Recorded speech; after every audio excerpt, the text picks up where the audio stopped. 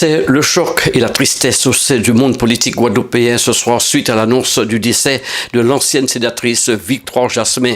Elle est décédée ce vendredi à Paris. Née le 23 décembre 1955 à Morne-à-l'Eau, Victoire Jasmin était biochimiste de formation et cadre de santé au CHU de la Guadeloupe. Femme de science, elle a présidé l'inter-laboratoire d'analyse médicale en Guadeloupe pendant plusieurs années. Elle a également présidé la FAPEG, Fédération des associations de parents d'élèves de Guadeloupe. Elle a ensuite été élue sénatrice en 2017 sur la liste de Victorine Lurel, mais pour les dernières élections sénatoriales du 24 septembre dernier, Victoire Jasmin avait décidé de quitter le Parti socialiste et se présentait sur une autre liste. Mais les grands électeurs ont choisi la liste de Dominique Théophile qui a obtenu, rappelez-vous, 2 voix, ainsi que celle de Victorine Lurel qui a obtenu le dernier des 3 sièges à pourvoir. La Guadeloupe perd donc une grande figure de la politique. Pour l'avoir côtoyée et interrogée à plusieurs reprises, je peux affirmer qu'elle parlait sans langue de bois, en juger ses interventions au Sénat, notamment sur la suspension des soignants non vaccinés, mais également sur le CHU de Pointe-à-Pitre ou encore les problèmes de l'eau en Guadeloupe. Les réactions sont évidemment nombreuses. Le président du conseil régional, Harry Chalus,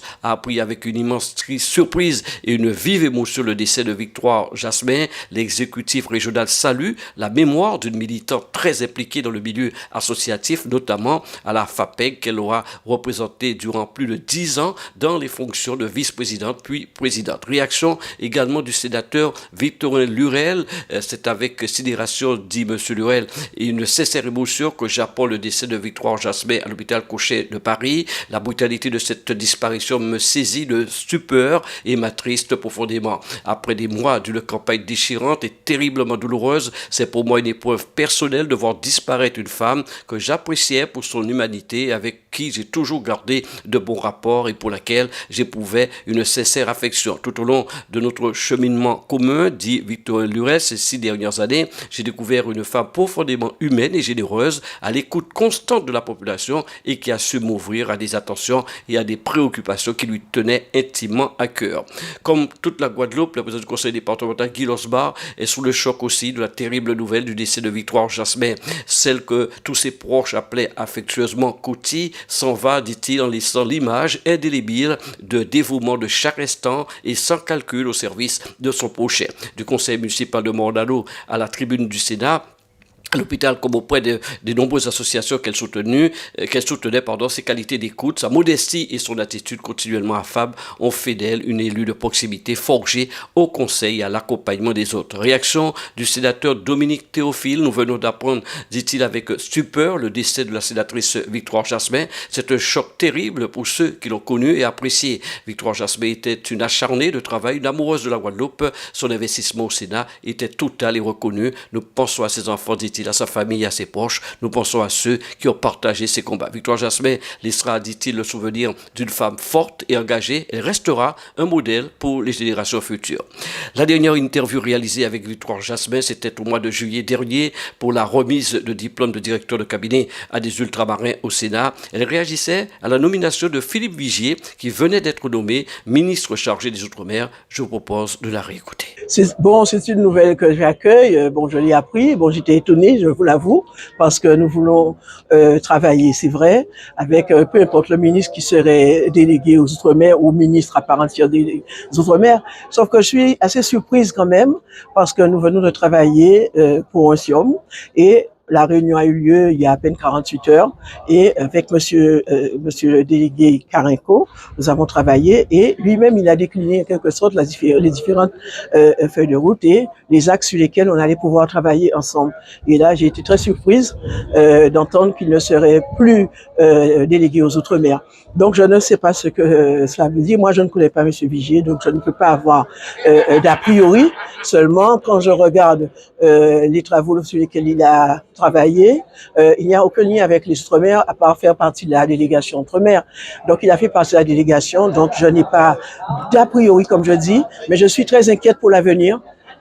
Parce que nous avons besoin de travailler, nous avons besoin de travailler dans la différenciation, c'est vrai. Nous avons besoin de travailler avec des personnes qui connaissent nos territoires et d'après ce que j'ai compris, c'est pas parce qu'il était dans la délégation Outre-mer qu'il connaît les territoires d'Outre-mer. Donc, je crois que nous devons avancer collectivement et il faut la confiance. Et là, je ne suis pas du tout en confiance par rapport aux décisions du gouvernement d'évincer M. Karenko qui venait de travailler. Donc, je me demande pourquoi ce psium, pourquoi avoir décidé 48 heures après de changer. Celui qui a travaillé, qui a collaboré pour faire ce plan, justement, voilà. Et quitte carrément le travail qu'il a fait. Voilà. Donc, en fait, il y a des incompréhensions, des zones d'incompréhension. Donc, pour le moment, je ne connais pas la feuille de route réelle de M. Vigier. J'attends pour voir.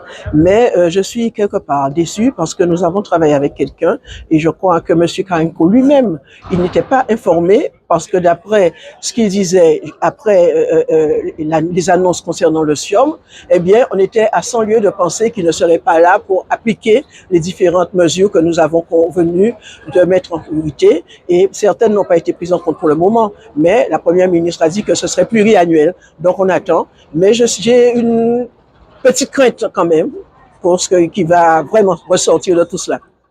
Alors, quand même, il y a eu 72 propositions. Vous pensez qu'il y a quand même des propositions qui pourraient faire avancer les Outre-mer sur le plan social, sur le plan économique?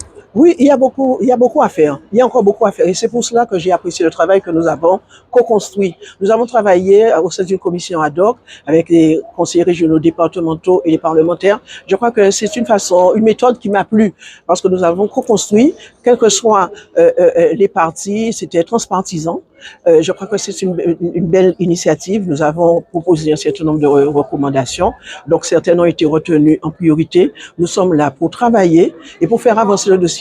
La question de l'institution institutionnelle, malheureusement, n'est pas prise en compte pour le moment. Mais je crois vraiment que nous avons besoin également de travailler sur ces questions-là. Outremernews.fr, le site de l'actualité Outre-mer, 24 heures sur 24 et 7 jours sur 7. Retrouvez la chaîne Outremer News sur YouTube.